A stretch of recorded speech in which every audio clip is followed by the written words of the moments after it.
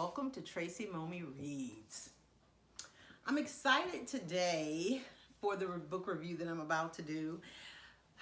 This particular book, there has been a lot of controversy about it on the internet, I guess, and on Instagram and everything. But the name of the book is called The Midnight Library by Matt Haig. And I have it here on my handy dandy Kindle. This is another library rental that I got from the Overdrive or the Libby app. I don't know if you all are familiar with that, but that's also another good way to get books delivered directly to your Kindle or to your e-reader. But yeah, The Midnight Library by Matt Haig. I will say, first off, the majority of the books that I read are fiction, but I do read my share of self-help books, and I've read several memoirs. But as a writer, I have to say that I think when you're writing a fictional novel, on one hand, perhaps there is some responsibility to not take certain things for granted. But on the other hand, it's fiction. And however you want to treat certain issues that may be real issues, you know, it's up to you as the writer whether or not you want to provide a lot of accuracy with those things, or if you want to make them work how they work in your story. I mean, it's like I have a book that I wrote that has, it's about a trial, a courtroom trial. I'm not a lawyer. Half the stuff that I'm saying, you know, I did some research like with regards to the process of being in court, because I've never been to court. But a lot of the stuff that I mentioned in there, I know those aren't real laws. I know that stuff wouldn't really happen. It's fiction. But it's enough believability that the reader isn't like rolling their eyes and going, well, this would never happen, or that, you know, she should have did this, she should have did that. And in that same particular story, I remember I had somebody like call me out saying that the guy would, you know, if he was working at the district attorney's office, he wouldn't be making this kind of money, this and that. In my story, that's how much money he makes. Okay, so I digress. Back to the Midnight Library.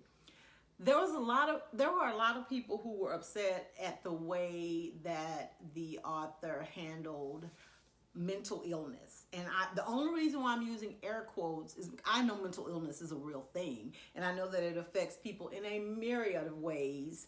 And there are a lot of people who suffer from mental illness themselves. They have family members, and it is a very, you know, tragic thing to watch someone basically have their mind, in most cases, betray them in a way that they can't get a handle on their emotions and their actions. Having said that, the main character in The Midnight Library, her name is Nora, and she, I don't know, there are so many levels of depression. And again, I am not a psychologist. I don't suffer from any type of mental illness that I'm aware of.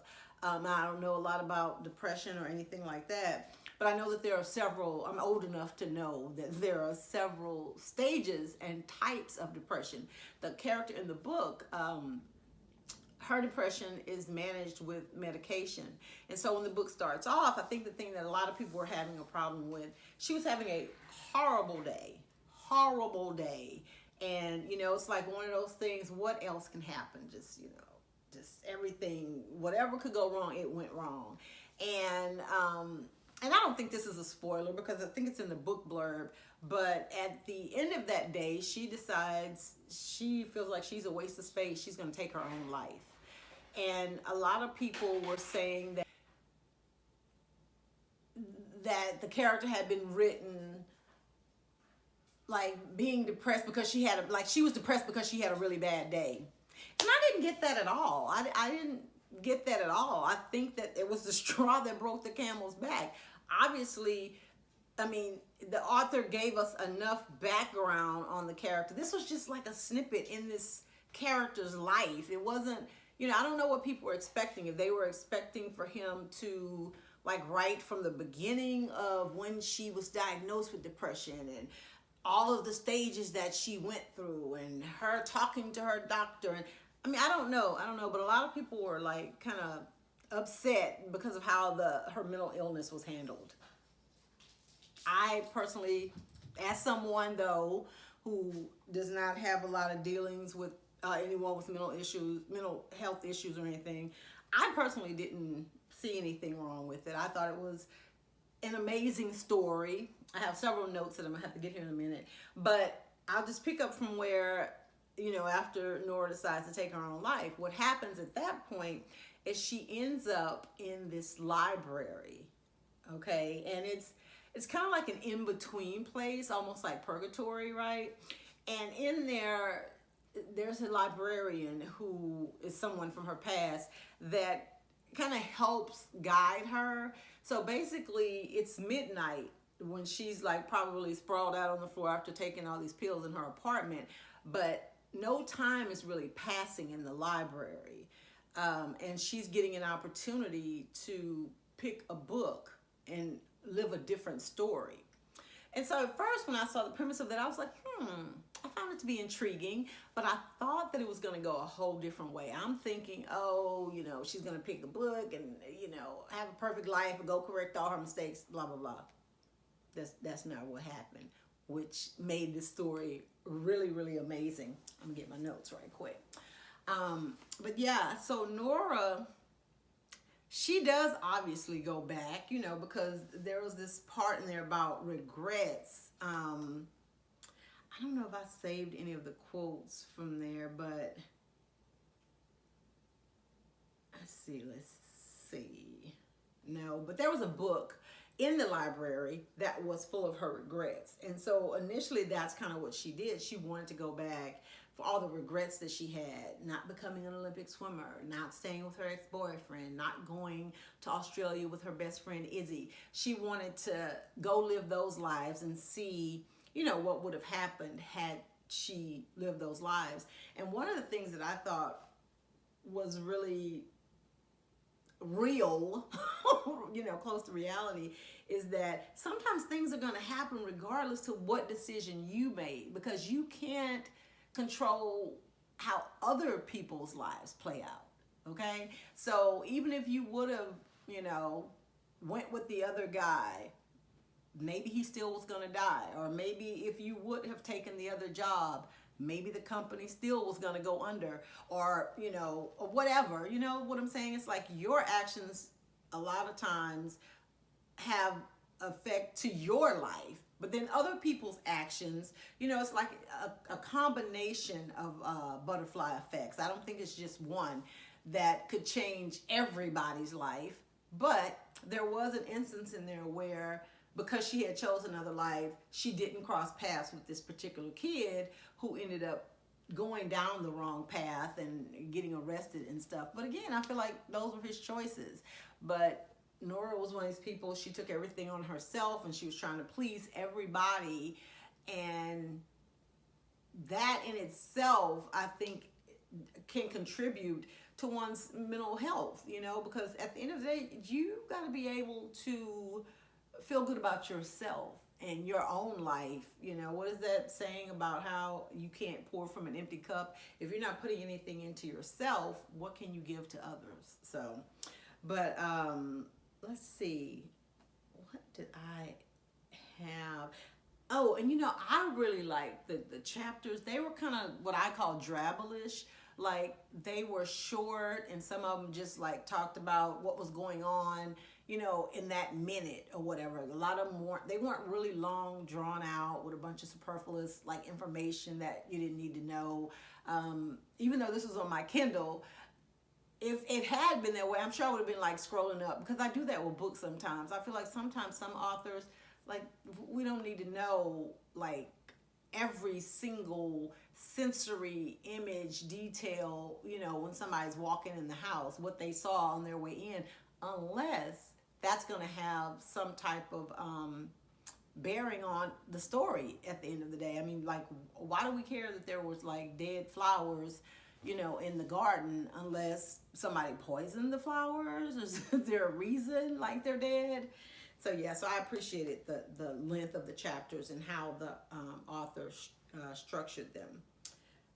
Let's see what else. Really like the philosophical view of the book and how it dealt with just living your life and not wishing that you had made a different mistake. I mean, a different mistake, different choice. And I was talking to my son about this the other day. I am the type of person, I don't have a whole lot of regrets simply for the fact that when I make choices, and I'm usually quick to make choices, and sometimes that's not a good thing. However, I make the choices work for me. You know, if I pick something and then I'm like, I should have picked the other thing, I'm not going to lament on the fact that that other thing is over there and wondering what. No, well, this is what I picked. So, like, what can we do with this? You know, oh, I meant to get zucchini, but I got a cucumber. Well, let's look up some cucumber recipes. You know, because at the end of the day, what else can you do? You know, otherwise you drive yourself crazy with all the woulda, shoulda, couldas, or if I woulda. You know, so I really appreciated that as well about the book, that even after she was given a chance to do all these things over, and I hate to spoil the ending, but she kind of ended up where she was. And it's like, now, this is the life you have. What are you going to do with it? And some of the lives that she was able to live, you know, or experience, I won't say live, I'll say some of the lives that she got to experience, they were pretty fantastic. And she came back to where she was because you got to work with what you have. So, yeah, even though it was a fiction book, I felt like it was deep. It was really a cerebral book that had a lot of different layers that you could apply to real life, you know, once you know, if your mind goes there. Some people, they just read for entertainment, they just read for pleasure. It was a good book, they move on. But I was stopping and highlighting, and you know, I'm probably going to buy this book just so that I can have my own copy and I can flag some pages or have some quotes and different things for reference. There's a part in the book, I like this part. It says, she imagined now what it would be like to accept herself completely. Every mistake she had ever made, every mark on her body, every dream she hadn't reached or pain she had felt, every lust or longing she had suppressed. She imagined accepting it all, the way she accepted nature, the way she accepted a glacier or a puffin or the breach of a whale. Excuse me. She imagined seeing herself as just another brilliant freak of nature, just another sentient animal trying their best. And in doing so, she imagined what it was like to be free. I mean, I love that. I love that. Someone who is, you know, you have different thoughts about what happens after or what is the in between. You know, like some people are very, you know, firm on there being like a heaven and a hell, and that's it. But if you're someone who, you know, wonders if there's something else in between, this story kind of explores that. And I also wonder about, because there was a guy that she met, and he was also doing the same thing that she was doing, experiencing different lives. And he was talking about there being multiple universes, and I just was wondering about that. Like, could that be possible, that maybe in another universe you are living another life? You did go to college, or you did marry the girl or the guy, or you didn't, you know, have the kid or whatever, you know, and there's just multiple versions of you out there in the universe. That would be pretty insane, you know, but in a good way, you know. So it's just a lot of food for thought with this particular book. Okay, let's see. There were several different characters in the book, but because there's so many, and my notes, I'm recording with my phone, video with my phone, so some of them are on my phone. But for the main two characters, I will do a Dreamcast for the main two characters, which I feel like were Nora and the librarian, Mrs. Elm. And I'll put in the description like a couple of the other people once I'm able to get it off my phone. But for Nora, I don't know why I have Karen Mulligan in mind. Like maybe with brownish hair, not with blonde hair, with brownish hair. There's something about her that she can be kind of forlorn and sometimes mousy in some of the roles that she's played. But then, like, when life is good, like in some of the lives that Nora experienced, you know, she was more like her appearance shifted.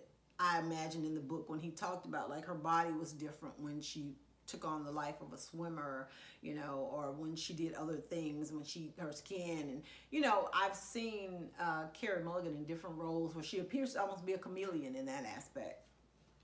And for Mrs. Elm, the librarian, Dame Judi Dench, yeah, I think that she would do an excellent job in a role like that. But yeah, overall, there's just so much that I could say about this book. Good. I wonder if something like this would even make a good film adaptation, because there's just so much to process in the words. So I don't know if they could bring all of this actually to film without losing some of the integrity of the book. But anyway, if they did, that would be the people that I would cast in the movie. So yeah, The Midnight Library by Matt Haig. Thanks for watching. Make sure you like this video, subscribe to my channel, and tell a friend. Goodbye.